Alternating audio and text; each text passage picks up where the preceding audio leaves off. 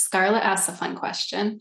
She's asking if there's a connection between Mary Magdalene and the dragons. She said, when I connect with the Sophia Dragons, I feel her presence strongly as well. Oh boy, there's a massive connection between the Order of Magdalena and the Seraphim, and you'll see that connection many times in Renaissance paintings.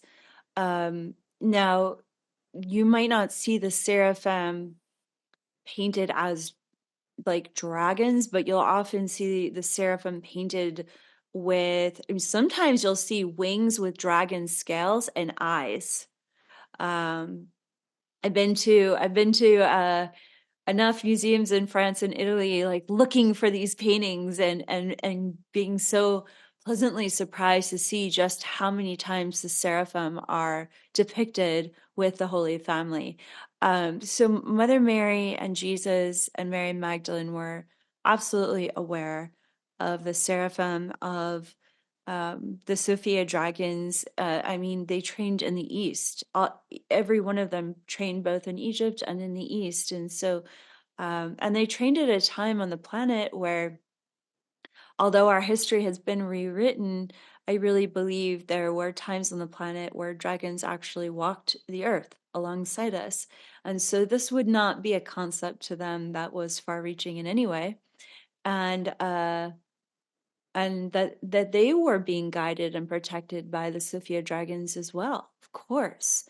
Um, the other interesting thing about Seraphim is how they mentor us for legacy work, like work that lives beyond us, like fulfilling angelic missions for timelines that last across thousands of years or eons, not just a week or a year or even a single lifetime. And so when we're connecting with the Sophia Dragons, when we're connecting with that seraphim consciousness, we're connecting with the consciousness of the Divine Mother that, she's been helping us evolve across eternity.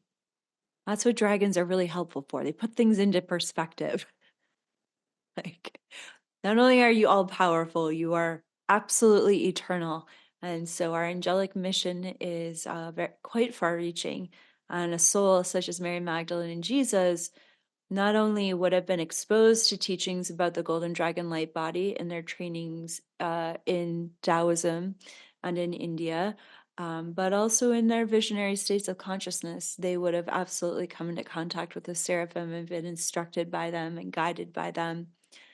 And I believe that the golden dragon light bodies that Jesus and the Marys had activated allowed them to travel all over the world after the resurrection, actually, um, and to support them in the ministry that they continued to offer after Jesus' ascension. So, absolutely, you're right on. Your intuition is right on. And how much fun is it to realize just how connected each part of this cosmology really is across space and time. Yeah, I love that conversation so much. Thank you for sharing that. It's really fun to like see how the key codes work together too and how they have worked together. Oh And yeah. And they're the Holy Family is so leadership oriented, and that's what the dragons are all about, is being seen, mhm. leading the way, being brave, having the courage to be different, um, to download directly from source, which is our divine right. And that's what Mary and Jesus were doing the whole time. Mhm. So they Yeah, clearly it knew the ties dragons in. got a dragon. And it ties in so well to what we're doing in the mystery school too this year and this past year Yes. and this coming year. We've just completed Mother Mary Speaks, and we're going to be moving into the year of the dragon in 2024 and going on a year-long journey with the Sophia Dragons.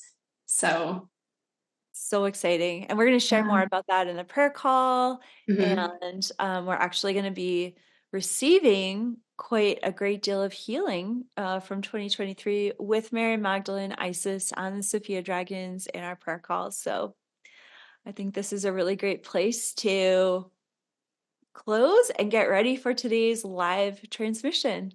Yes.